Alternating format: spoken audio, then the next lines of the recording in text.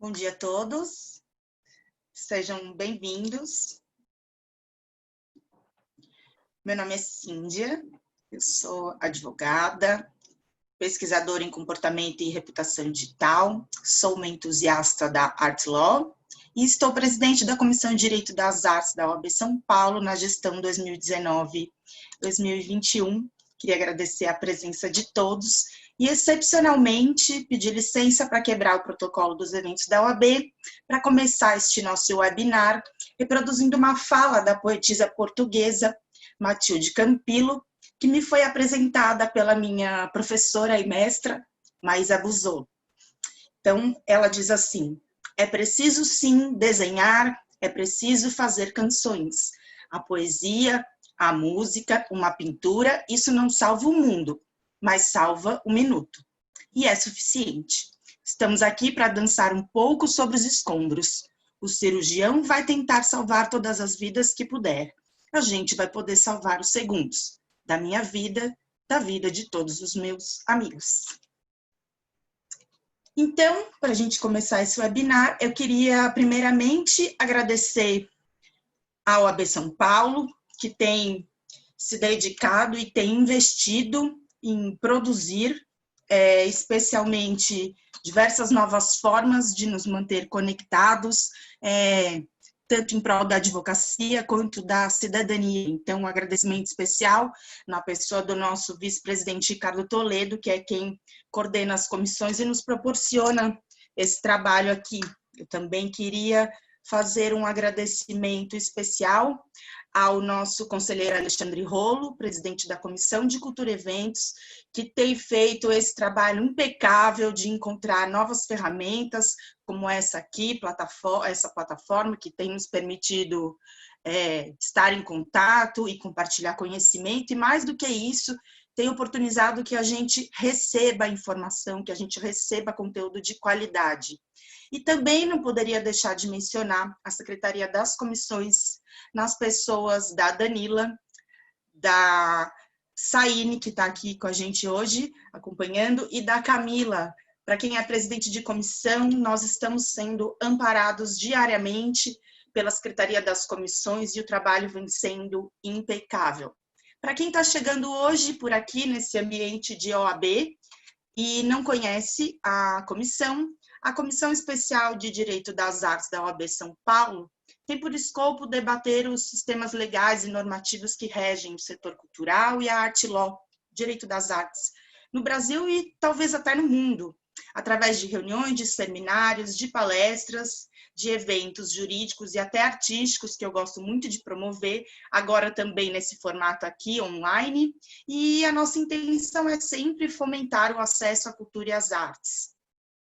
Para a gente seguir, precisamos dizer que vivemos tantas incertezas nesse momento e talvez a arte nos proporcione algumas respostas. Sabemos que guerras, revoluções e pandemias são catalisadores de mudança no mundo e aqui no nosso nicho de trabalho na comissão eu propus este webinar para discutir o contexto do mercado de artes e analisar algumas perspectivas. Mercado de arte, propriamente, é uma terminologia adotada por convenção. Mas considerando que um mercado depende de um produtor, de um produto a ser trocado ou vendido, de um consumidor interessado em adquirir ou usufruir esse produto, a gente pode concluir que o mercado de arte é tão remoto quanto a própria arte. Mas tem uma preocupação com a nova arte que vem entrando no mercado. Se por definição a arte é a reta razão no fazer, a gente até poderia considerar que um padeiro que faça pães com engenho e com ordem, que ele é um artista. Também assim um sapateiro, um ourives, um marceneiro, ou seja, as artes estão no nosso dia a dia. Mas o que me motivou a trazer esse tema hoje é que, tendo a arte variadas formas, o que eu percebo é que ela tem sido agente fundamental na manutenção da nossa saúde mental e emocional, especialmente nessas semanas de isolamento, e talvez a gente não dê muito valor a isso ou nem perceba. Mas, de toda forma, quando falamos em artes, no plural, estamos falando de tudo aquilo que faz parte do escopo da comissão, de tudo que permeia o ambiente da produção artística, desde as artes clássicas até recentemente a arte digital. Mas nesse evento, nós não vamos tratar de mercado primário ou secundário ou de nenhuma forma de mercancia, mas sim vamos tentar perceber o mercado de artes como um instrumento que compõe um universo onde a arte deixa de ser apenas beleza e passa a ser produto, provendo a subsistência de muitos, gerando riquezas, construindo patrimônio e criando história. É desse cenário que nós vamos tratar aqui nesse webinar e talvez juntos tentar descobrir como é que a pandemia vem impactando o mercado de artes. Então, eu vou passar a palavra já à nossa primeira expositora, a doutora Catarina Malinauskas, que é advogada, pós-graduada em Direito do Trabalho e em Processo do Trabalho e é membro da Comissão de Direito das Artes da OAB São Paulo. A palavra é sua, Catarina. Bom dia a todos. É um prazer estar aqui, fazendo parte da comissão, estar na companhia de vocês. E para entendermos o funcionamento e o que é o mercado das artes, o primeiro passo é nós termos em mente quais são os elementos e quem são as pessoas que compõem e que movimentam esse nicho. Assim, de início, é claro, nós temos o coração, que é a obra de arte em si. Junto a ela, nós temos ainda outras figuras importantes, como o artista, o marchand, os galeristas, os leiloeiros, os colecionadores, os peritos, como o nosso colega aqui presente e expert no assunto, Douglas Quintali, as altas somas de dinheiro que circulam neste meio e também aquilo que se faz quase que constantemente presente hoje no nosso dia a dia e que tem sido um dos principais e mais importantes veículos, que é a internet. Com esta ideia em vista, passamos à análise de dados que nos ajudam a compreender com mais profundidade essas figuras e o que elas representam. Os dois últimos relatórios mais importantes do meio, que são o The Art Market, elaborado este ano pela Art Basel e pela UBS, fazendo referência aos dados obtidos no ano de 2019, e o Art and Finance Report de 2019, com relação aos dados obtidos do ano de 2018, e também de parte do ano de 2019, produzido este pela Deloitte e pela ArtTact, demonstram a pujança e a importância que tem o mercado de artes em sentido econômico global. Vejam que em 2019, o mercado mundial de obras de arte faturou 64,1 bilhões de dólares. Sem dúvida que se trata de uma altíssima soma. Mas se comparado ao ano de 2018, de acordo com esses mesmos relatórios, foi observada uma desaceleração, uma vez que em 2018 o faturamento foi de 67,4 bilhões de dólares. Parece pouco falando assim, 64 para 67, mas vejam, faz cerca de 3,3 bilhões de dólares de diferença de um ano para o outro, o que, sem dúvida, ainda é muito dinheiro. Essa diminuição, observada no faturamento mundial desse mercado, sem dúvida decorre de diversos fatores e causas que, por sua vez, são sentidas e manifestadas de formas diferentes por cada uma das partes que compõem esse mercado e por cada um dos envolvidos. E com o conhecimento destes dados e dessas engrenagens que dão forma a esse mercado, como eu havia mencionado antes, ficam alguns questionamentos. Quais seriam as causas deste desânimo? Em 2020, nós estamos vivendo um momento crítico mundial e nacional, em razão da pandemia, mas a que se deve essa desaceleração com relação ao ano de 2018 para 2019? E ainda, de que formas e maneiras essa diminuição no faturamento reflete diretamente nas partes, nas pessoas envolvidas com esse mercado? De que forma elas influenciam na vida dos galeristas, dos leiloeiros e de todos os envolvidos? São com essas ponderações em mente que eu encerro a minha apresentação e passo a palavra mais uma vez à minha colega Cíndia para discutirmos essa temática. Obrigada. Obrigada, Catarina, pelos dados, são extremamente relevantes. E para não perder tempo aqui, eu já queria convidar o nosso próximo expositor, que é o Douglas Quintali, perito científico, especialista em análise de obras de arte, é professor de Filosofia Jurídica e Arte Law e também é membro da Comissão de Direito das Artes. É com você. Liga o som. Dificuldade de uma pessoa mais velha. Bom dia a todos. Eu agradeço o convite, Cindy, é um prazer estar aqui.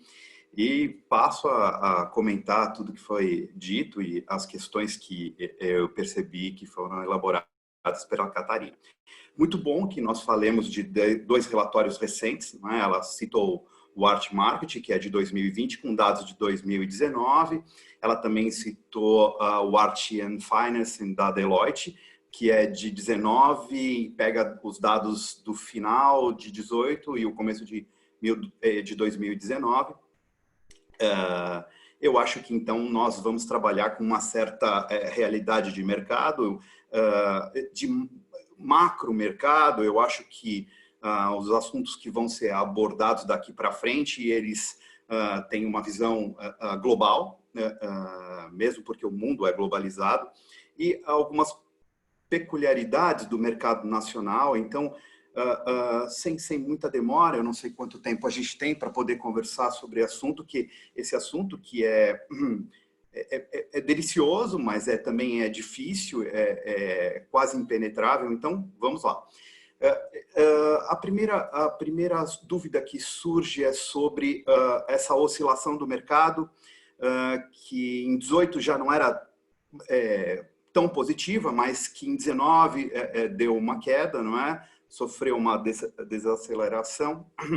E em 2020 a gente chega no tema que é propriamente o tema dessa conversa, que é o mercado sofrendo a pandemia, né? Então, as causas da queda do mercado de 18 para 19 é propriamente dita a história que nós vivemos em 2019.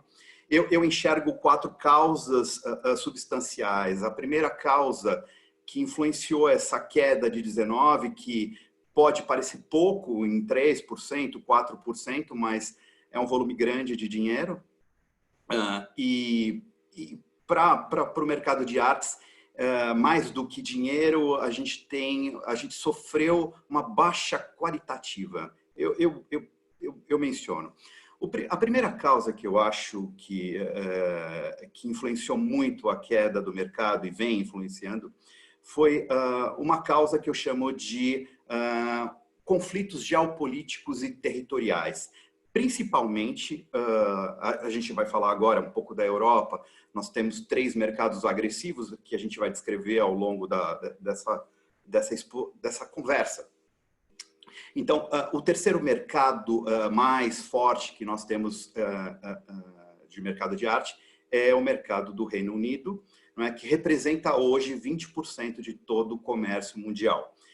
Então, o ano passado nós sofremos esse processo de divórcio entre o Reino Unido e a comunidade europeia, todo esse processo cansativo do Brexit, né, que fez sangrar, não é? Que colocou em stand-by todo o mercado, esperando as definições e o processo ser concluído. Isso é muito importante que nós entendemos. A representatividade de 20% do mercado do Reino Unido é muito mais do que esse número, porque o mercado inglês ele tem uma peculiaridade. Nós chamamos de mercado de entreposto. É por Londres, né? É por Londres que a gente costuma... Acho que tem um vizinho martelando. É por Londres que as obras são espalhadas por toda a Europa. Então, nós chamamos de um mercado de entreposto, ou, se a gente puder falar, como um comércio de fronteiras. Então, essa é uma primeira causa que afetou profundamente o mercado de artes durante a produção desses dois relatórios e que suscitaram esses números que a gente viu. A segunda causa é a guerra comercial entre Estados Unidos e a China. Essa guerra se desenvolveu e vem se desenvolvendo, ainda não terminou, ela começou propriamente em julho de 2019, quando o presidente Trump resolveu dobrar praticamente as tarifas alfandegárias relativas a produtos chineses e obras de arte, e isso afetou, né, profundamente a relação entre os dois países, que são o primeiro, né, mercado e o segundo mercado de comércio de arte. Os Estados Unidos representa 35% e a China 21%, portanto, maior do que o terceiro mercado, que é o mercado do Reino Unido, com 20%. É muito interessante que nós entendamos todo esse processo chinês. Tem uma história que é um pouco anterior, não é história, não é um fato, que é a compra de um Modigliani por um magnata chinês, eu anotei o nome dele, Liu Yong, né? Yi Qiang, desculpa, né? Ele comprou um Modigliani na Sotheby's por a bagatela de quase R$1 bilhão, né? E para ter um lucro, um pouco mais de lucro, ele parcelou em 12 vezes no cartão de crédito para poder ter também a rentabilidade das suas milhagens. Por curiosidade, ele ganhou nessa transação 130 milhões de milhas, ou seja, 1.000 viagens do Brasil até os Estados Unidos de graça. Então, a pujança do mercado de arte chinês é evidente, e isso produziu muitas queixas do mercado com essa cisão, não é? com essa guerra que foi travada do presidente dos Estados Unidos com o governo chinês. Uma outra causa, eu acredito não, essa é uma causa evidente, durante 2018, boa parte de 2018 e durante todo o ano de 2019, nós tivemos uma escassez de obras-primas, e principalmente de obras de qualidade. É obviamente que o mercado, como gira um volume muito grande, você não tem toda hora uma obra-prima, uma obra que apareceu, uma obra que estava escondida, que estava embrulhada no jornal, dentro de um celeiro. Não é? Existem alguns mitos do mercado de arte, é bom que se saiba disso, não é? Mas o fato é que o que alavanca as vendas não é a quantidade, mas a qualidade. E isso foi uma deficiência do ciclo do mercado de 2019, principalmente, e que ocasionou, talvez, não essa alavancagem de vendas. A quarta causa, eu acho que a causa mais importante, ela se assenta em 3 pontos. As tarifas, as medidas protecionistas e as questões de sustentabilidade. O mercado de arte, ele é muito delicado. Como qualquer mercado de ativos, não é? Ele é muito instável, mas nós estamos falando de um mercado de luxo, de prestígio, nós estamos falando de um mercado exclusivíssimo, de um número muito reduzido de pessoas e muito abastadas. Então, o aparecimento de tarifas, vamos falar das tarifas, não é? Que desde 2017 vem aparecendo. Uma grande questão que se tinha nos colaboradores do mercado de arte era por que as artes não são taxadas, não é? E eu sempre ouvia, é pelo mesmo motivo que um iate não paga o devido IPVA ou que um helicóptero também não, porque é um mercado exclusivo de pessoas muito influentes. Então, a taxação ela sempre é um pouco mais delicada. Desde 2017, os governos mundiais, nesse processo de globalização, de transparência, ele vem sofrendo, escutem, né? ataques, não é? Sofrendo taxações, porque se voltou os olhos para esse mercado bilionário, não é? Que tem formas muito peculiares de existir, né? Ele é muito tradicionalista, ele tem características abertas, fechadas, transparentes, às vezes não é? Então, feiras, transações, todas essas manipulações e meios de transportar e de transmitir obras de arte vêm sendo, desde 2017, muito observadas pelas instituições. As medidas protecionistas são um pouco mais complicadas, porque eu chamo também de medidas políticas. Por exemplo, o quarto mercado de arte, a França, desculpa se eu estou falando demais, me cortem, me dê um sinal. O mercado de arte francês, que é o quarto mercado de arte no mundo, o ano passado passou por um processo político tão maniqueísta quanto o Brasil, não é? Tão polarizado quanto o Brasil. Nós tínhamos o Le Pen e o Macron disputando o governo, não é? Da França, a presidência da França, e ambos candidatos prometiam taxar e sobretaxar o mercado de arte. Então, toda essa incerteza que foi se espalhando pelo mundo, e o mundo cada vez mais também polarizado, não é? Que não é uma solução, mas é um problema a mais para tudo, não é? Fez com que o mercado de arte se retraísse, obviamente. Mas, provando essa delicadeza do mercado de arte, o mercado de arte sofre muito também com as questões de sustentabilidade, de compliance, não é? De lavagem de dinheiro. Então, é muito importante que nos últimos anos, precisamente nos últimos 5 anos, não é? A ONU, a Interpol, o Banco Mundial, todo esse sistema globalizado de troca de informações sobre sigilo de compradores e vendedores, não só de obra de arte, mas de títulos, não é? Eles tenham sido constantemente vigiados.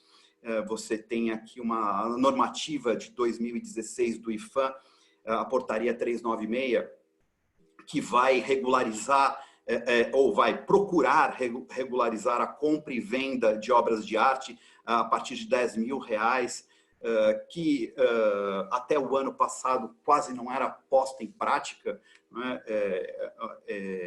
Se reluta muito para poder abrir essas informações de quem compra, de quem vende. Como eu disse, o mercado de arte tem peculiaridades. Até muito tempo as pessoas usavam desse expediente de que era uma pessoa muito rica, que passava por dificuldade e não queria se identificar. Então, vezeiros, intermediários, marchands, terceiros.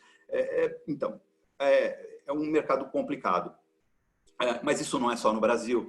O Reino Unido, em 10 de janeiro desse ano, também fez uma normatividade sobre lavagem de dinheiro e mercado de capitais e obras de arte. Então, na 5ª diretiva desse documento do Reino Unido, já se falava sobre também a venda, o valor é de 10.000 libras. A partir de 10.000 libras, era necessário que o comprador e o vendedor, obviamente, ele já tem que ter o seu registro, como aqui no Brasil também deve ter, é uma obrigação. Mas o comprador e o vendedor, que não é o atravessador, tem que se identificar, tem que saber de onde saiu, onde foi, ou seja, a rota do dinheiro ela tem que ser muito clara e muito aberta. Eu acho que essa é a primeira parte das questões. Eu falo demais, desculpa. Posso continuar? Tudo bem. Na verdade, obrigada, Douglas. Da fala da Catarina é sobre a composição do mercado, ou seja, em que características o mundo do colecionismo ou o mundo do mercado de arte, não é? Que é sinônimo, são afetados, não é? Ou foram afetados, porque nós estamos falando ainda do passado, ainda não chegamos no presente. Bom, a questão, então, é uma composição, não é? A questão dos leilões. Entre 18 e 19, os leilões tiveram uma queda agressiva, 17% é muito. Porém, nesse período de crise, o que foi observado nos relatórios é que houve um abismo em todos os setores. Por exemplo, nós tivemos uma queda no faturamento dos leilões. No entanto, os 3 maiores leilões do mundo tiveram um aproveitamento de 24% além do que foi vendido em 18. Ou seja, você tem a Sotheby's, que é a líder do mercado, que faturou $1 bilhão, a Christie's, a solidária, né, que faturou 0,8 bilhões, né, ou seja, 800 milhões de dólares, e a Philips, que é a terceira, faturou 200 milhões de dólares no ano. Então, você teve uma separação muito grande dos pequenos para os bem maiores, não é? Você teve uma queda dos médios, os médios ficaram pequenos, os pequenos ficaram micro e os grandes ficaram gigantes. Não é? A mesma coisa aconteceu com as galerias. As maiores galerias, e eu vou dar um critério que foi usado no relatório, as galerias que faturam mais de 10 milhões de dólares por ano tiveram uma subida no seu faturamento de 17%, e aquelas menores que faturam até 500 mil dólares por ano tiveram uma queda de quase 10%. Né? Mais um abismo criado por esse mercado que já vinha de incertezas, de conflitos, de taxações.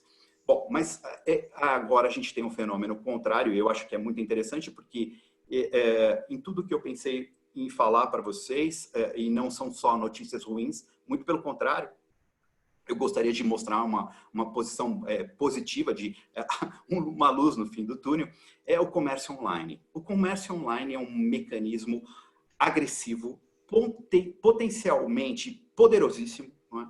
E para se ter uma ideia, em 2019, ela representou, a venda, o comércio online, representou 35% de todas as vendas das galerias. E as galerias, né, se a gente tem 65 bilhões de faturamento em 19, e você tem os leilões tomando uma fatia aí que não é tão grande, não é? As galerias, de fato, são os meios mais lucrativos desse mercado. Né? Então, 35%. 35%. Mas se isso não fosse muito, não é? Desses 35% das vendas totais das galerias, 57%, 60%, mais da metade, são de novos colecionadores, novos compradores, novo mercado. Um mercado que se abre, e que se abre muito agressivo. Hoje, para se ter ideia, o mercado online de arte, de compra e venda, de comércio de arte, ele representa 10% do total do comércio. É bastante, é muito.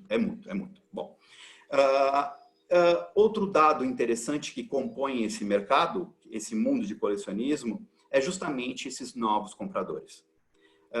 Eu acho que, eu não sei especificamente qual é o nosso público hoje, quem é que está nos ouvindo, a gente não tem acesso, eu não sei se a maioria são artistas, se a maioria são advogados, estudantes de direito, se a maioria são galeristas, ou se nós estamos falando com marchands ou colecionadores, eu não sei. Mas é muito bom que nós tenhamos em mente que o mundo da arte se transforma e se transforma rápido. Quem são esses novos colecionadores que aparecem agressivamente no mercado e compõem o mercado de forma agressiva? Por que compõem o mercado de forma agressiva? Porque esses novos colecionadores representam, que eu vou determinar, 49% do mercado, que é o que nós chamamos hoje de geração millennium. Bom, para eu que sou velho, e tive que fuçar na internet, geração millennium, ela compõe as pessoas nascidas em um determinado período de tempo, ou seja, as pessoas que têm entre 25 e 40 anos hoje. Eu não sou mais da geração millennium, não é verdade? Então, dois dados. Um eu repito e o outro é novo. A geração Millennium detém metade do mercado de arte. Metade. Metade do mercado de arte é composta por colecionadores de 25 a 40 anos. Isso é fascinante para mim, né? Porque nós temos ideia de que o colecionador de arte é um velhinho aposentado, muito rico, sentado na sua cadeira de couro, não é verdade? E que compra arte consideravelmente, porque é um conhecedor. Mas nós estamos falando de metade. Metade é muito. Metade é muito mesmo. E veja, de toda essa metade, desses 49% da geração milênio que compõem o mercado de arte, 92% ou quase a totalidade já comprou arte por meio cibernético, por compra online.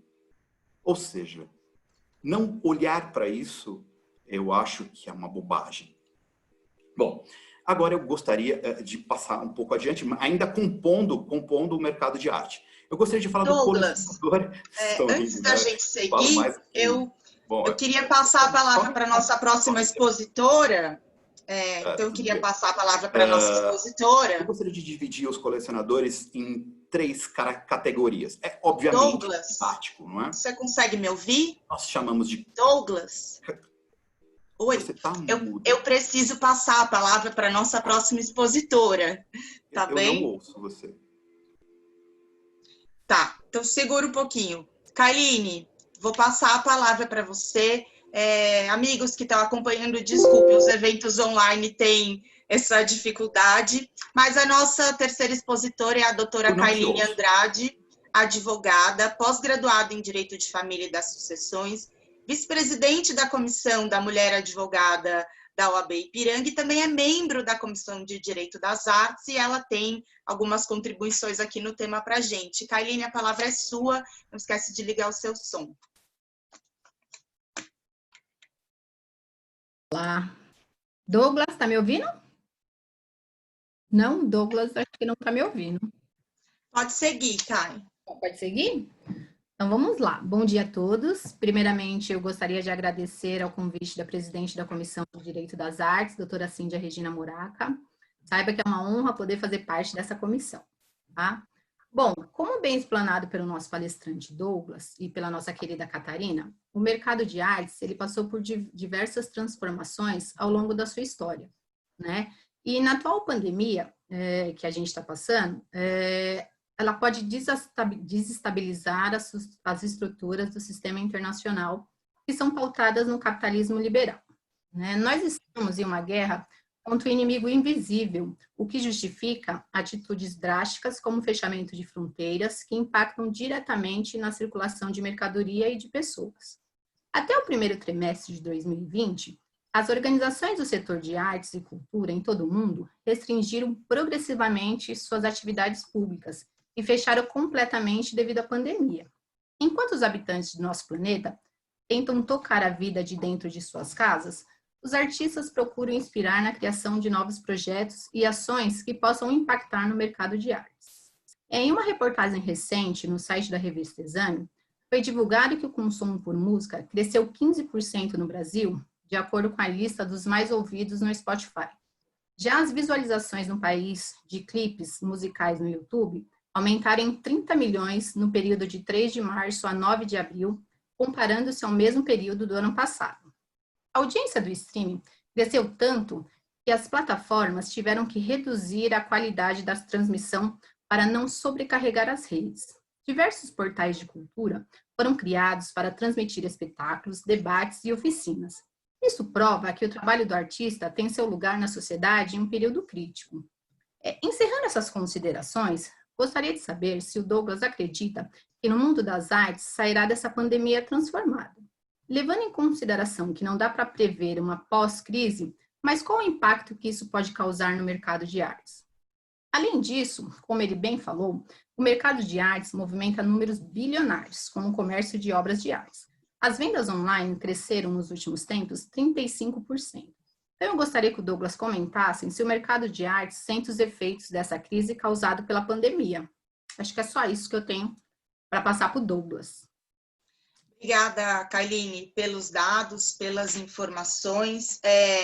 As falas do Douglas, elas são bem complexas e cheias de detalhes para a gente ver, e a gente vai aqui se dividindo e ficando cheios de questionamentos, né? Eu queria aproveitar e ver se o nosso colega Douglas contribui aqui comigo, porque dentro da sua fala, se você pudesse esclarecer para a gente, primeiro, exatamente assim, de uma forma mais simplista, o que é o mercado de artes e o que é que precipita as tendências, se a gente vive alguma tendência no mercado de artes e se tem alguma tendência represada no momento.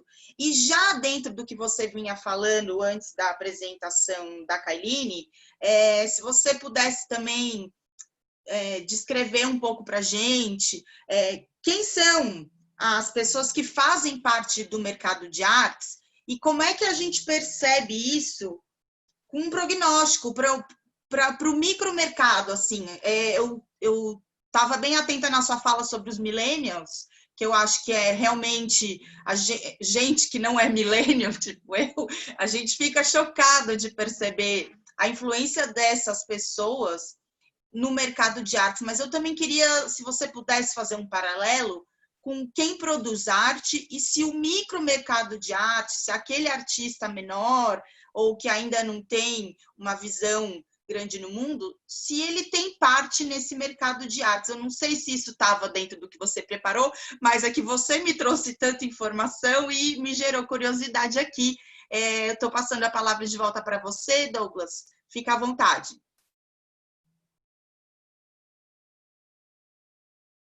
Ligar o microfone. Bom, eu tenho que pedir desculpas, eu fiquei sem retorno. Eu não sei se por causa minha ou não, na verdade. Eu não sou tão hábil assim com essas máquinas que falam com a gente. Então, eu peço desculpa. Claro, eu me organizo. A composição do mercado de arte, ela é delicada. Eu consegui falar para vocês algumas coisas sobre os leilões, sobre as galerias, as vendas online, falei sobre novos colecionadores. Eu não sei se deu para ouvir a questão dos colecionadores e da obra de arte. Bom, eu só queria dizer para vocês que, didaticamente, a gente tem 3 qualidades, 3 tipos, não é? De colecionadores, que são os colecionadores puros, nós chamamos, desculpa, só um minuto. Os colecionadores puros, que são aqueles que têm um interesse qualitativo. Eu chamaria de um colecionador connoisseur, aquele colecionador que busca a obra de arte determinada ou quando encontra, sabe determinadamente a qualidade histórica e artística da obra, e o interesse dele é puramente estético, o prazer estético. E esse colecionador é um colecionador que normalmente não se abala na crise, porque ele tem lastro, e por ter lastro e por ter objetivo, ele negocia, não é? Ele está apto a receber, a adquirir a tal obra. Hoje nós temos, eu acho que no Brasil cresce isso, não é muito representativo no Brasil, mas nós temos o colecionador especulativo, né? Não aquele que fala para a mulher que está investindo para poder comprar, não, mas de fato, não é? Aquele colecionador que tem um interesse quantitativo. Ele é um especulador do mercado de arte. Então, eu acho que hoje, não é, frente a esse panorama que a gente vai repetir, porque foi a ideia proposta, não é? Ele tem uma posição de reflexão, de calma, de análise, de observação. E a gente tem o misto dos dois, não é? O qualitativo e o quantitativo, que é o colecionador de alma mista, não é? Que não esquece um ponto qualitativo em face do quantitativo, e o quantitativo e qualitativo, não é? Ele é um misto e também se retrai no momento de crise. É necessário, para falar de mercado, que a gente entenda o que é uma obra de arte. Porque a obra de arte, eu vou ser bem simples, é claro que eu não vou entrar em questões filosóficas, artísticas, nem jurídicas, né? A obra de arte para o mercado, ela é um ativo. Né? Ela é um ativo. Ela é um ativo, ela é diferente de uma ação, de um título, não é? Porque a arte ela não proporciona rentabilidade imediata, nem juros, mas ela proporciona uma coisa que os títulos e as ações não lhe dão, que é o prazer estético. É claro que isso é muito fluido, é muito delicado para poder falar para alguém que não consegue visualizar o prazer estético, não é? Mas é um bem de consumo, a arte é um bem de consumo durável, não é? Que produz prestígio, prazer, que te insere em uma categoria que não é alcançada pelos normais seres humanos. É uma coisa de... A obra de arte para o mercado, ela tem características sui generis, mas é bom que nós saibamos que é um mercado de luxo. Não só é um mercado de luxo, como uma Ferrari pertence ao mercado de luxo, um diamante rosa pertence, mas ela te dá um prestígio social e ela te coloca naquele patamar dos famosos 3As, não é verdade?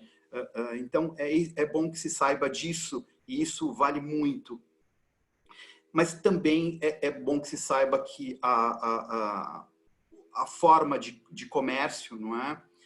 Da obra de arte, ela é pouco líquida. A obra de arte como um ativo, ela tem pouca liquidez. O mercado de arte é muito fechado. Comprar e vender obras de arte são lutas, são pelejas. Então, é bom que se saiba disso antes de compor qualquer tipo ou compra desavisada para obter lucro imediato. Não é?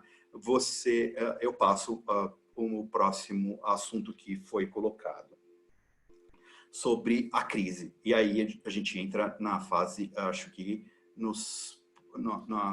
na fase final.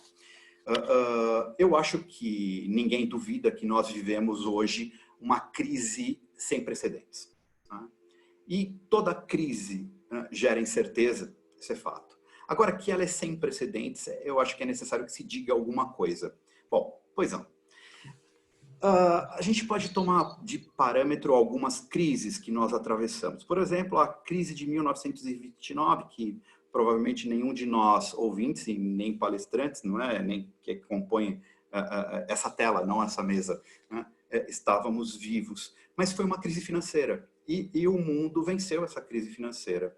Nós tivemos outra crise financeira, na mesma forma de bolha, que foi a crise de 2008 e 2009, que chegou a 2019, a crise imobiliária, a bolha imobiliária dos Estados Unidos, que o Brasil, por atravessar um período seguro economicamente, se recobrou rápido.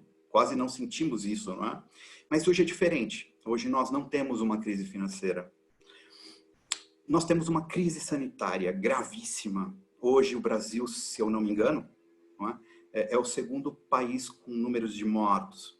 Nós temos, em consequência dessa crise sanitária absurda, nós temos uma crise econômica e não uma crise financeira. Para quem entende a sutileza, não é? Nós temos uma crise de meios. Isso é muito difícil. E é muito difícil de prever o tamanho da crise econômica, porque nós não sabemos se ela começou, se ela está no meio, se ela está no fim. Nós não sabemos se a crise sanitária ela chegou ao meio, chegou ao pico ou não. Então, a incerteza que paira em todo mundo, não é? A gente vê os governantes batendo cabeça, não é? Faz rodízio, tira rodízio, faz lockdown, não faz, coloca máscara, não coloca, lava a mão, não lava, a gente não sabe. A gente não sabe nem se a gente vai fazer aniversário. Não é? Pode ser que mude. Então, essas incertezas influenciam muito, muito, muito, muito. Então, a gente tem que entender que no Brasil, e agora a gente pode trazer um pouco do macro para o micro, e não é um discurso político, eu não gosto de discurso político, tem 3 testemunhas aqui, não é? Mas o Brasil, então, é um dos 2 piores países frente a essa crise pandêmica e sanitária. Nós atravessamos uma das piores crises políticas da República, do período da República do Brasil. E não culpo o agora, já vem de uma polarização, de uma luta de fake news, de mentiras, de polarização, de ódio, de discurso de raiva, e não é de um lado, são dos dois. Nós estamos divididos, não é? E quando um corpo só é dividido, morre de fome e morre, não é verdade? Nós passamos por uma crise fiscal aguda. A previsão é que nós tenhamos esse ano um rombo de 600 bilhões de reais. 600 bilhões. Não é? Um absurdo. A única coisa que a gente ainda tem moderado é uma crise econômica, porque sob critérios econômicos, parece que o Banco Central ainda resiste, não agoniza ainda. Então, é um cenário pandêmico em todos os estágios, não é verdade? E aí, quais as conclusões que nós podemos ter? Porque, de fato, o tema dessa mesa, não é? Dessa conversa, é a pandemia, não é? O que nós podemos tirar? O que nós podemos concluir? Eu acho que antes de concluir é bom que nós saibamos, como a Cíndia introduziu, não é? Que existem 3 catalisadores históricos de tendências mundiais. Isso é muito importante. Obviamente, isso é uma tese, não é? Ela pode ser refutada por qualquer um, não é? É a minha opinião. Eu acho que 3 catalisadores balizantes, não é? De tendências sociais, que são as guerras, as revoluções e as pandemias. Só para entender e para a gente concluir no nosso estágio, na Revolução Francesa, por exemplo, nós tínhamos uma crise financeira estabelecida por uma irresponsabilidade do primeiro-ministro, do conselheiro do rei, que era um nobre, não é? Que investiu em terras nos Estados Unidos, ocasionou um prejuízo sem precedente e comprometeu o Tesouro Nacional francês. Não é? Economicamente, a França era viável, né? O camponês comia 6, 7 vezes por dia, mas financeiramente a França estava quebrada. A conta foi repassada para quem? Para o povo, ou seja, para a burguesia. A burguesia falou, eu não pago a conta. Já estava com a nobreza na garganta, Revolução Francesa, a nobreza dançou. Né? Você tem a Revolução Industrial, é muito interessante. Né? Você tinha uma tendência, que a tendência era que a riqueza estava posta na terra. A riqueza advinha da terra, da produção agrária. Mas nascia essa vontade social da produção em larga escala, do maquinário. Não é? Com a Revolução Industrial, isso se tornou viável em pouco tempo. Na Primeira Guerra Mundial, você tinha a predominância do colonialismo e da monarquia. Não é? Com a Primeira Guerra Mundial, as monarquias dançaram. Na Segunda Guerra Mundial, essas são observações minhas, obviamente que devem ter N ou outros elementos sociais que foram catalisados. Mas você tinha uma tendência muito forte na Segunda Guerra Mundial, que era a supremacia, a soberania dos Estados Unidos. Aqueles Estados Unidos que a gente estudou em sociologia, quase um líder messiânico do mundo, não é verdade? E depois da Segunda Guerra Mundial, o que nós tivemos foi essa supremacia dos Estados Unidos, que até hoje existe, não é? Você tem eu até comentei com as minhas amigas, que era latente a força da emancipação da mulher, não é? no pré-Segunda Guerra Mundial. Com a Segunda Guerra Mundial, então você tem ao começo da emancipação da mulher, a mulher trabalhando, estudando e tomando o lugar que é devido, né? Então, a Segunda Guerra Mundial catalisou, agilizou, não é? E hoje? Né? Porque o que interessa é hoje. Hoje, o que nós temos, não é? Frente a esse momento de pandemia? Hoje nós temos o home office, não é? A gente tem o ensino à distância, a gente tem o comércio online. Isso é muito interessante. Isso se tornou, isso era uma ideia, não é? Isso era um gosto. E por força da pandemia, nós estamos tendo EAD, um tipo de EAD, reuniões online. Hoje, eu tenho certeza que essas grandes empresas vão repensar aluguéis e compras de lajes imensas, não é? Esses imóveis imensos que comportavam centenas de trabalhadores que estão fazendo o seu trabalho e que rendem muito mais hoje em casa, não é? A gente ouvia isso dos funcionários da Google, se eu não me engano, não é? Que rendiam muito mais trabalhando em casa. Era uma questão de encaixar e de disciplina. Então, hoje é muito interessante que se repense como que nós, fora da geração milênio, ou talvez da geração milênio, repensemos quais são os valores sociais, o que é que vale e tem importância hoje. E, sem dúvida, é a informação. Não é? Eu estou falando com uma especialista aqui, não é? Informação, dados, conhecimento. E isso, essas três coisas, essas três características, não é?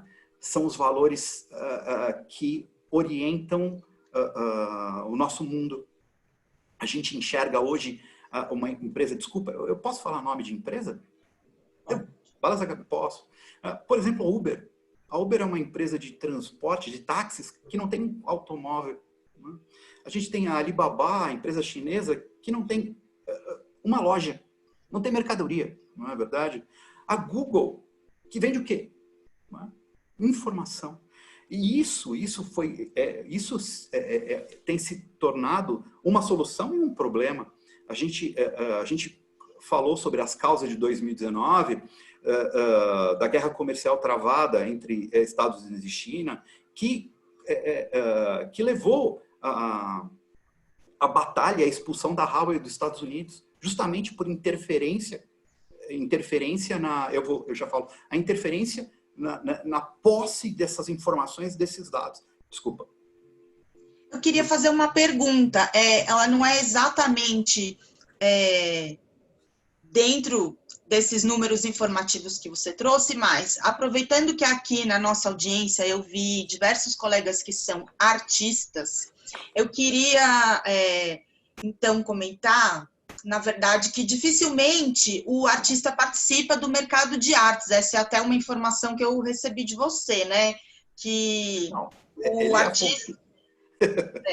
o artista, na verdade, raramente participa do mercado de artes. Mas já que o nosso tema é pandemia impactando no mercado de artes, eu queria até perguntar, se você pode comentar, diante dessa perspectiva, justamente por causa desse tema que você trouxe, o home office, o EAD, essas novas plataformas, a gente está tendo oportunidade de acessar a arte de muitas pessoas nesse ambiente digital.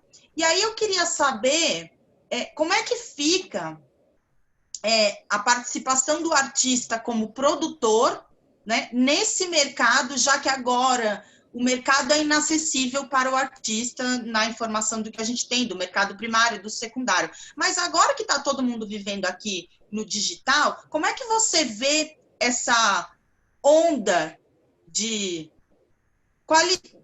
quantidade mesmo, de performance artística, de aparato artístico sem mais acessível? Você acha que esses artistas, eles vão conseguir fazer parte do mercado de artes de uma forma produtiva, ou isso fica uma coisa mesmo só para a gente apreciar de uma forma mais onírica, talvez? Não sei, eu queria saber sua opinião sobre isso. Que bom que tem artistas, né? Na verdade, sem os artistas não se tem obra de arte, sem obra de arte não se tem mercado. Mas o mercado de arte, de fato, a gente não vê o artista, eu acho que muito dificilmente o artista tem tem esse vínculo, não é? Porque o mercado de arte ele trata da compra e venda e troca de objetos artísticos, antiguidades, joalherias, hoje compõe, é que assim, o mercado de arte ele tem esse nome, não é? Mas o que nós vemos, esses marchands, todos vendendo, vende-se até elementos que não são artísticos, não é? De consumo. É muito difícil falar de mercado de arte pro artista. Eu acho que poderíamos, em outro momento, falar, por exemplo, de como se avalia uma obra de arte, que seria, acho que, muito útil para o artista. Muitos artistas me procuram, não é? E me dizem, escuta, minha obra é boa. Bom, eu não sou crítico de arte, não é? Quanto você acha que vale? Então, isso é mensurável. Eu não gosto de trabalhar muito com subjetividade. Veja, eu sou um perito. E quanto menos subjetivas forem as minhas falas, forem as minhas conclusões, melhor eu sou, entendeu? Eu posso até declinar de concluir, mas eu acho que ser subjetivo é... Pois não? Só para ver se eu entendi, e até para talvez a audiência que esteja ali. Então, na verdade, considerando, a gente entendeu o que é mercado de artes pelas suas pontuações, a verdade é que você acha que toda essa atividade artística que a gente vê o ambiente online proporcionando, ela dificilmente vai afetar o mercado de artes, é isso? Bom, então vamos lá. Eu acho que é interessante. Deixa me permite ler uma citação? É possível? Isso fica chato? Não? Tudo bem? Não, pode eu vou ler uma citação que eu separei entre algumas, talvez fosse interessante.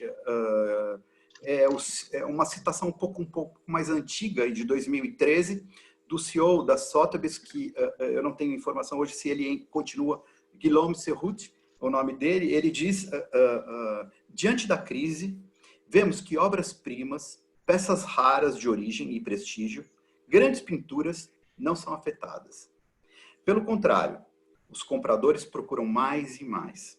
Em vez disso, objetos mais insignificantes, ruim, né? Mas menos interessantes, passam a ser afetados pela crise. Isso é verdade. Isso é verdade. Eu acho que o que a gente pode falar para os artistas, que diante dessa pandemia, e são as últimas coisas que eu tenho para falar são as soluções, então eu não me adianto muito, mas que é um momento de não produzir mais, mas produzir melhor, se isso é possível, claro, não é? Ninguém está dizendo que um artista produz porcaria, muito pelo contrário, não é? Tem uma dedicação, tem a alma dele, não é? A obra de arte, ela revela indubitavelmente a alma do artista, ela é parte dele, não é? Eu acho que, em dada analogia, é como um filho, não é? Bom, mas o que eu queria falar é justamente sobre essa citação, não é? Diante da crise, as obras maiores é que interessam mais. Por que eu digo isso, não é? Porque no começo de maio, nós tivemos um pequeno relatório sobre as vendas, ou seja, já no período pandêmico, ou seja, não venda presencial. A gente não tem venda presencial. Hoje não se tem visita à galeria, leilão físico presencial, não é? Então, essa pesquisa, essa reportagem disse categoricamente, as vendas aumentaram consideravelmente. Pasme. Não é? Por quê? Porque faz tempo que o mercado não recebe obras de muita qualidade, de muita representatividade, obras icônicas, não é? Isso é bom, isso é ruim. Vamos lá. Ainda sobre as vendas online, esse último dado recente, hoje é dia 26, se eu não me engano, saiu dia 5, então faz 21 dias que nós fizemos um traço de 2020 e pudemos concluir. as vendas aumentaram e aumentaram consideravelmente. Leilões aumentaram, né? Leilões online, vendas de site também aumentaram, mas se percebeu um fenômeno entre os leilões e as vendas online. Aliás, nos dois. Muitas vendas, mas essas vendas se limitam a um patamar econômico que é de $500 mil. Não se compra obras mais do que esses valores. Esse é um problema para o mercado que está tentando solucionar, mas eles sempre veem, eu acho que, me permita uma analogia, mas uma obra-prima, uma obra icônica, aquilo que se está procurando, o graal, não é? É como um encontro, não é? Você pode até namorar por WhatsApp, você pode trocar mensagens, você pode ter... Como é o nome do aplicativo? Existe aplicativo de namoro, não é verdade? Mas o fato Tinder. É que não vai... Como? Tinder. Você pode trocar mensagens pelo Tinder. Eu não... desculpa, deixa eu fugir que eu não sei. Você pode fazer o que você quiser, mas aquilo só se realiza, não é verdade? No encontro. Então, é muito difícil ainda para o mercado vender obras icônicas de altas somas online. Isso o mercado diz, ele clama, nós precisamos fazer uma venda muito bem feita para que se tenha lastro as próximas vendas. Isso ainda não foi feito, né? É isso que eu ia falar. Então, leilões, sites, Instagram, né? Então, se vende muita arte pelo Instagram. Isso é um fenômeno mundial, interessante. Veja, não é? Agora eu falo um pouco dos problemas para passar para as soluções. As vendas online, você não tem essa característica de tocar entre aspas, ver, não é? Presencialmente. Isso gera um grande problema, pelo menos na minha, agora a gente entra na expertise frente ao mercado de pandemia e o mercado online, as falsificações, obviamente.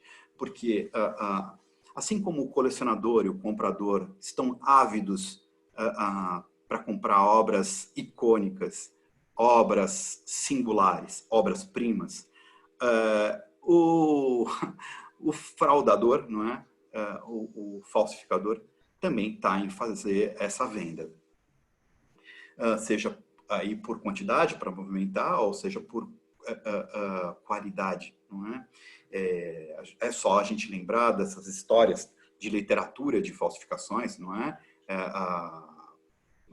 O primeiro que vem à cabeça, o Megrin, não é? Que sabia toda a vaidade dos historiadores que esperavam aquela obra sacra, não é? Dos discípulos de Emaús, do Vermeer. Não é? Então, bom, se vocês querem, eu faço. Então, existe esse fenômeno, não é? Os grandes problemas também dessa época, e não só de online, mas os roubos de obras de arte. Nós temos diversos roubos de obras significativas aumentando, não é? A segurança, de fato, deixa a desejar. Bom, problema de evasão fiscal e de lavagem de dinheiro sempre existiu, mas no meio online, não é? Que não se vê o comprador, que não se conhece o cliente, que não se conhece... Eu acho que essa falta de transparência, agora eu estou falando do mercado online brasileiro, é muito grave. Já vi N problemas comerciais de compra e venda e de insatisfação e depois para reclamar e para reaver, é uma coisa complicadíssima, entendeu? Então eu acho que falta para esse lastro não é só vender uma obra significativa, não é? Mas que se tenha essa devida diligência, vamos falar assim, em termo jurídico, né? Que se tenha esse compliance, que se tenha essa transparência absurda com essas obras de arte. Eu acho que você já tem tendência, você tem no Brasil a regulamentação do IFAM, né? A portaria, a normatividade que tem na comunidade europeia, nos Estados Unidos também, na Europa. Então, eu acho que é preciso que seja mais correto, mais aberto, mais transparente, que as negociações sejam de fato firmes e não uma necessidade de ultrapassar os 500 mil dólares. Eu só ia passar para a solução, pois não? Pois não? Segue, Douglas. Tá. Só para terminar as soluções que aí vem com as artistas, não é? Eu já tinha dito que a tendência é que se procurem obras-primas, é? Obras de extrema qualidade, obras únicas. Então, no período de crise, de pandemia, para os artistas é trabalhar, inovar, rever, reler, não é? E produzir mesmo com tempo de sobra, porque é o melhor período de ofertas, sem dúvida, não é? E o comprador não é bobo. A gente viu outro dia, desculpa, uma pessoa que disse, olha, eu gostaria de comprar um Picasso nessa época. Mas por que eu vou pagar um Picasso como um Picasso vale nessa época? Então, é uma época curiosa para o investidor, não é? Para o comprador, para o colecionador. Ele não deixou de querer, mas ele também sabe que é um período que ele pode barganhar, não é? Aos colecionadores, eu daria uma devida solução, não é? Acho que é uma época de se organizar, né? De organizar acervo. Eu acho que é uma época de você, sem dúvida, restaurar, não é? De você conservar, realizar perícia, laudo, documentação das obras de arte. Quantas obras de arte valiosíssimas sem a sua provenância, não é? O que adianta? Hoje você não vende sem provenância. Não é? Isso é muito importante que se faça. Em um período desse, não é, de reclusão, não é, que você, principalmente, sistemas de segurança de obras de arte. Hoje no Brasil nós temos sistemas desenvolvidos para a segurança de obra de arte, tanto segurança de armazenamento, né, quanto de roubo de obra de arte. Acho que isso é muito importante, né? O que mais? Promover estudos, né? Catálogos. Eu acho que é uma época muito interessante, não é, para você poder se organizar. A Cíntia tinha uma questão, desculpa, pode falar. Não, na verdade eu tenho várias. O nosso tempo aqui está mais que esgotado. E eu queria, então, antes de partir para os finalmente, pedir para as minhas colegas expositoras, Kailine e Catarina, se elas têm alguma pergunta própria ou pode ser perguntas da nossa audiência, mas eu vou pedir para o Douglas que responda de forma bem rápida e concisa, para que a gente possa encerrar dentro da programação, por gentileza. Kailine, se você tiver um comentário ou quiser apresentar uma pergunta, liga o som e pode seguir.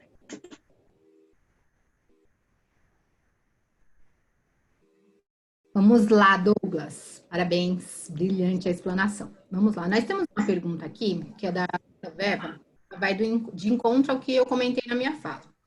Diversos portais de cultura foram criados para transmitir espetáculos, debates e oficinas.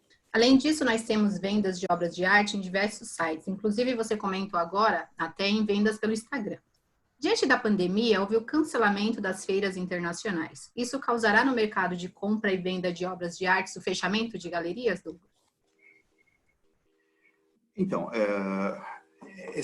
a questão das feiras, né, e das exposições, eu acho que, obviamente, isso afeta, não é? E afeta o mercado brasileiro cultural, e não só de obra de arte.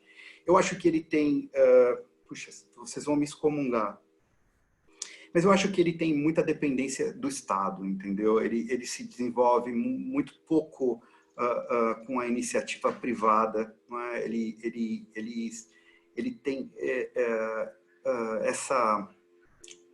esse jugo, né? Esse jugo que é sempre depender muito da iniciativa pública. Claro, não é? Na medida do possível, eu sou um liberal, entendeu? Mas acho que isso, sem dúvida, afeta muito o mercado nacional. O mercado, aí vamos sair da cultura para o mercado da arte, porque não é minha especialidade, né? E essa é uma opinião minha só. No mercado de arte, eu acho que você tem que se reinventar, não é? Se você... Exposições, se está se vendendo fora do Brasil, por que também não vende aqui? Na verdade, vende, e vende muito, não é? Eu tenho acompanhado alguns leilões, alguns Instagrams, não é, que eu não tinha, vendem muito. Todos, às vezes, me procuram por causa de fraudes. Então, nós temos várias fraudes. Por exemplo, eu vou, sem citar nome, nós temos um site que é especialista em arte sacra. Arte sacra é muito forte no Brasil, não é? Por girar e também por valor um pouco mais... valores um pouco mais baixos, mas pessoas que oferecem, pegam todo aquele hall de seguidores, não é? E oferecem obras que não existem, né? Por valores irrisórios, não é? Então, são vítimas de um estelionatário, tem muitos problemas. Agora, afetado é o que eu disse, entendeu? Ser afetado também coincide com você não se reinventar, não é? Você não procurar meios, porque se vende... primeiro, é um mercado exclusivíssimo, não é? A gente não está falando de 90%, desculpa, eu vou dar um número errado, mas nós não estamos falando da grande maioria de brasileiros, não é? Que enfrentam uma dificuldade atroz, não é? Que são pisoteados por toda essa... todos esses problemas que nós não deveríamos estar passando. Não é? Nós estamos falando de uma classe que não tem sérios comprometimentos.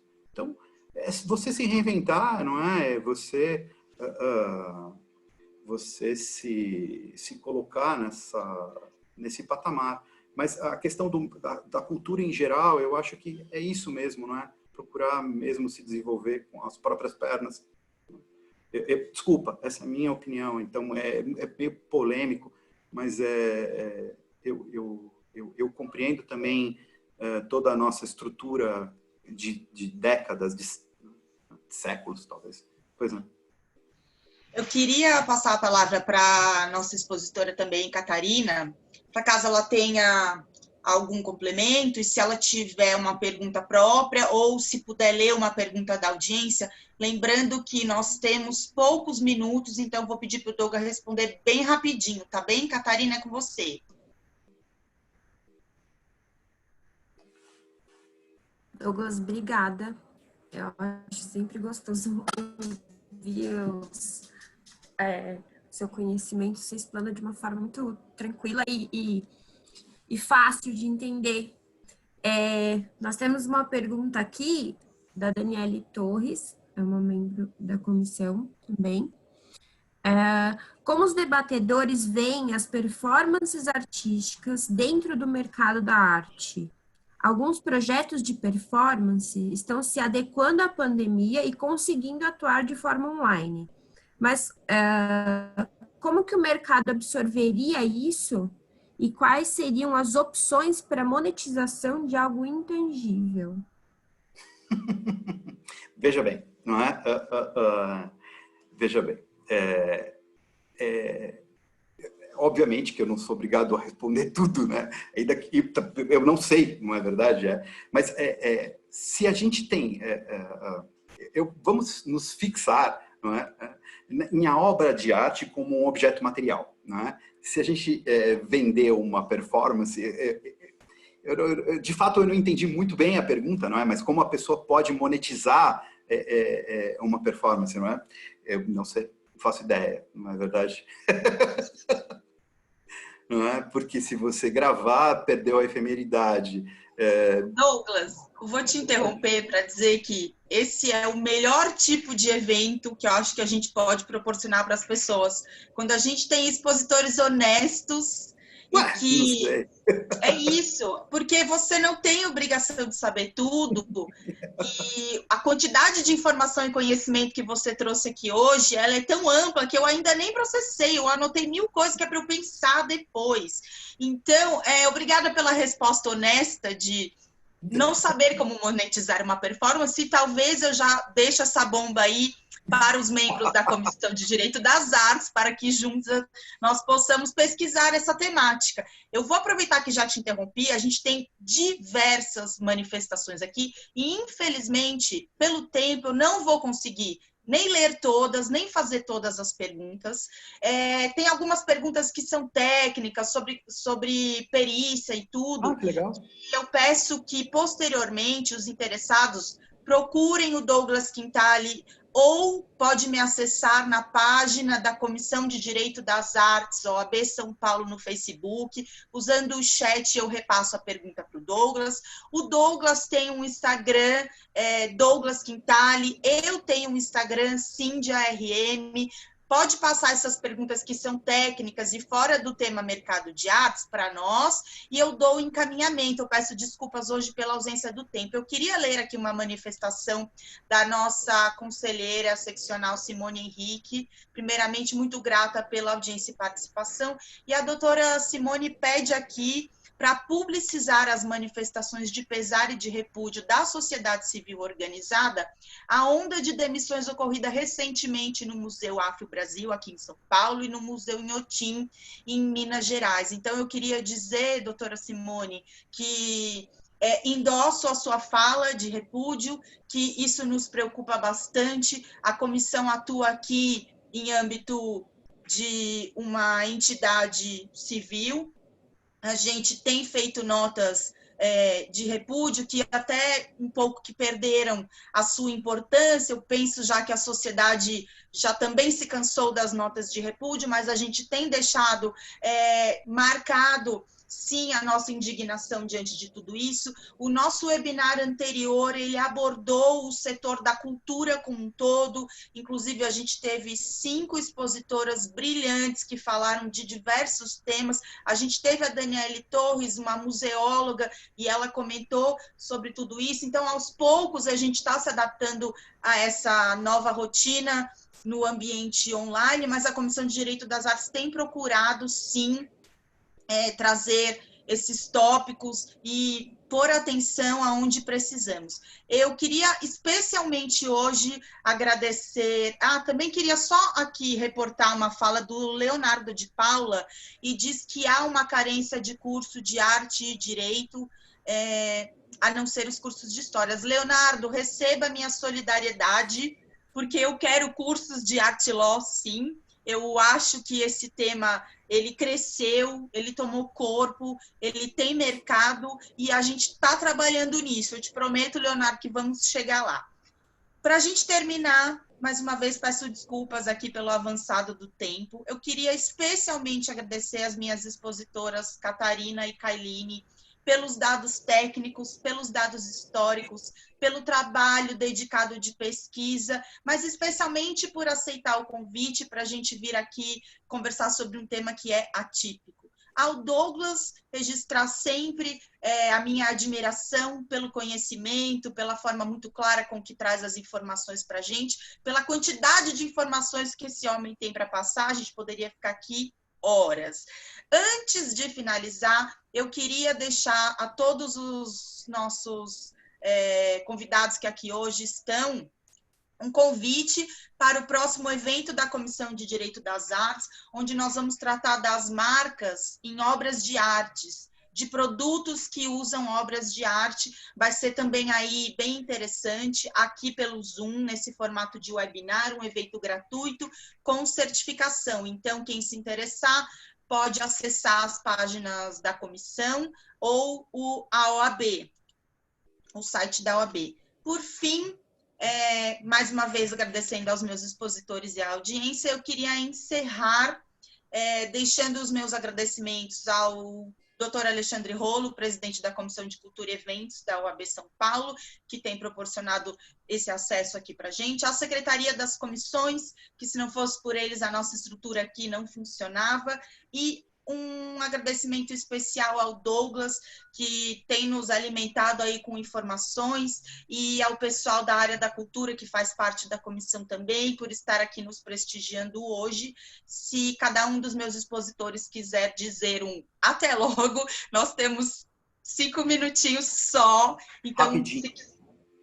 Eu só queria dizer duas coisas. Primeiro, um curso de introdução ao direito da arte vai começar no dia 5 de junho, na Universidade Federal da Paraíba, sobre introdução ao direito da arte, com o professor Dr. Marcílio Franca.